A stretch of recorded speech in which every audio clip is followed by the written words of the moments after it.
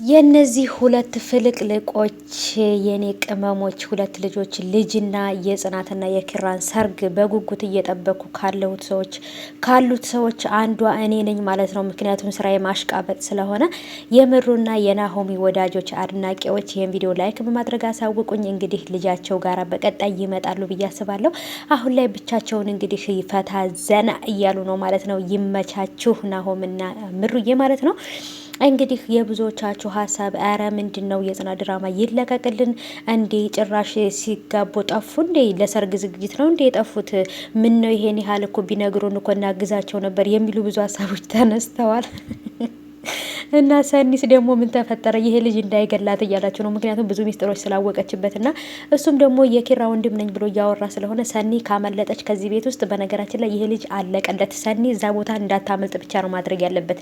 ሰኒ ካመለጠች ያልቅለታል። የጽናትም አባት እጅግ በጣም ደስ ብሏቸዋል። ምክንያቱም ለቤታቸው ውስጥ በጽናትና በኪራ የተነሳ ወንድ ተከትላ ሄዳ እያሉ በጽናት የተነሳ አንገታቸውን ደፍተው ነበር። አሁን ላይ ግን ደግሞ በልጃቸው የተነሳ ደግሞ አንገታቸውን ከፍ አድርገው ሊሄዱ ነው። ምክንያቱም ጭንቅላታቸውን ከፍ አድርገው ይሄዳሉ። ለምን? በደስታ ማለት ነው። ሽማግሌ ተላከ። ሰላም ውድ የተከበራችሁ የቻናሌ ቤተሰቦች እንዴት ናችሁ? ከኔ ሁሉ ሰላም ነው። ሰላማችሁ ይብዛልኝ። እንደተለመደው ነባሮች እንኳን መጣችሁ፣ አዲሶች ደግሞ ሰባ አድርጉ ውዶቼ እና ምሩዬም ጽዮን ጋራ ግቡን እንደቀጠለች ነው ማለት ነው። ጽዮንም እዚህ ቤት የመጣችው አሁንም እሷን ለማበሳጨትና ያረገዘችው ልጅ እንዲወጣ ለማድረግ በጣም ብዙ ነገሮችን እየጣረች ነው። እንግዲህ የናሆም አባት መጥቶ ወስዷታል። እንኳንም ወሰዳት። ምክንያቱም ተንኮለኛና ነገረኛ ሴት እዚህ ቤት ውስጥ ምንም ነገር አይሰራም።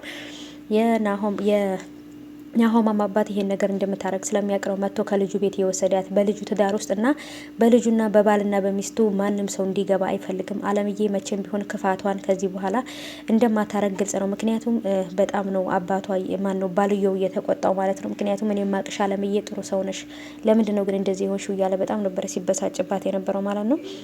ሰኒም እንግዲህ ከዚህ ቦታ ላይ ታመልጣለች ብዬ አስባለሁ። ለማምለጥ እየሞከረች ነበር። በሲጋራ ልጁ ስታበሳጨው ሲጋራውን እጇ ላይ አጥፍቶባት ለኩሷታል ማለት ነው። ተቃጥላለች። እንግዲህ በጣም እዛ ቦታ ከወጣች በኋላ ከራኬብ ከእህቷ ጋር ሆና ይሄን ልጅ ምን ልታደርገው እንደምትችል ራሱ መገመት ራሱ አይቻልም። በጣም ከባድ ቅጣት ነው የሚቀጡት ማለት ነው። ይሄ ነገር ይመጣብኛል ብሎ ስላላሰበ ነበረ ሰኒን ያገታት። አሁን ላይ ራኬብ የሰኒ እህት ከፖሊሶች ጋራም ድብድብ ጀምራለች። እንግዲህ ምክንያቱም እህቴን ካላገኛችሁ ስራችሁ ምንድን ነው እያለች ከፖሊሶች ጋር ግብ ገጥማለች። እኛ ግን አሁን ላይ እየፈለግን ያለነው በእርግጥ ሰኒ ብትፈታ በጣም ደስ ይለኛል። ምክንያቱም ጽናት ስታገባ ምሩዬም ሰኒም ኪያም ራኬብም ሁሉም ሆነው ቢያጅቧትና ደስታቸውን ቢካፈሉ በጣም ደስ ይለናል። እንግዲህ እዚህ ጋር ሀዘን እዚህ ጋር ደስታ እንዳይሆንብን ማለት ነው። ሰኒ በጣም መልካም ልጅ ናት። በተለይ በክብሮም ልቧ ተወድቷል።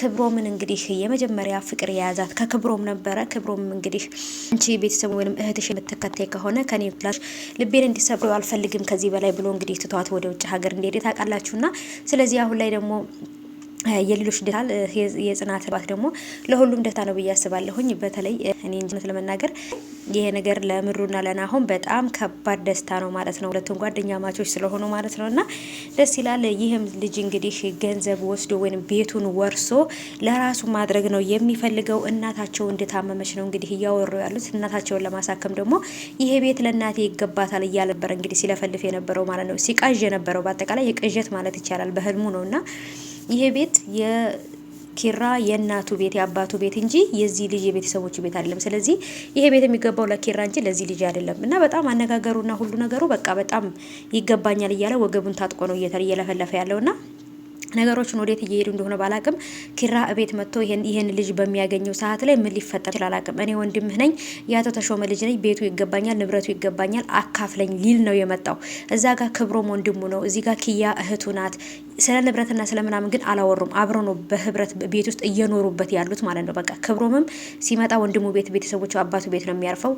ኪያም ስትፈልግ እየመጣች እዚህ ነው የምታርፈው የምትውለው የምታድረው እና ቤቱ የቤተሰብ ቤት ነው። ስለዚህ ማንም ለማንም አይገባውም። በቃ ኪራይ ይኖርበታል። የፈለገ ሰው መጥቶ ማረፍ ይችላል በቤቱና ምን እያሰበ እንደሆነ አልገባኝም ልጁ ማለት ነው። በጣም ከባድ ነው።